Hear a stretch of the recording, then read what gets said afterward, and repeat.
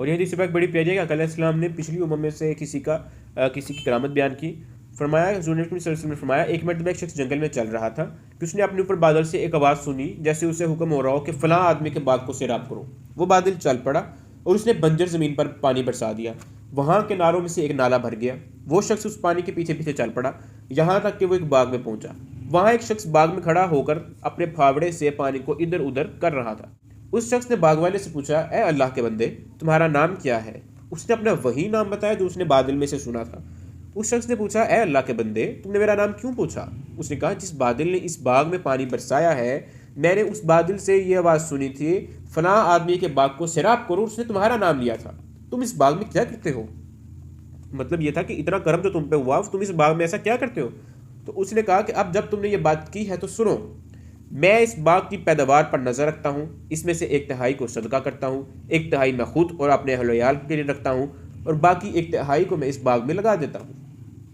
ये उसकी खैरात थी। और एक रिवायत में है कि उस आदमी ने कहा, मैं अपने माल का तीसरा हिस्सा मसाकीन सवालियों मुसाफिरों के लिए मुख्तस करता हूँ। ये उसकी वजह थी जो अल्लाह रब्बुल इज़्ज़त ने उस पर इतना करम फरमाया। इस हदीस को इमाम मुस्लिम ने रिवायत किया है, उसके अलावा इमाम अहमद ने रिवायत किया है, और मुस्लिम का नंबर है 2984। अगली हदीस पाक क्या है? लोग समझते हैं कब्रों में अगले टाइम जिंदा नहीं है। इससे सित्ता की हदीस पाक से ये चीज़ साबित है। हज़रत अमारा बिन उमैर बयान करते हैं कि जब इमाम हुसैन अलैहिस्सलाम के कातिल उबैदुल्लाह बिन ज़ियाद और उसके साथियों के कत्ल के बाद उनके सर लाकर मस्जिद के बरामदे में रखे गए, और मैं उस वक्त उन लोगों के पास पहुंचा जबकि वो लोग कह रहे थे, वो आ गया, वो आ गया।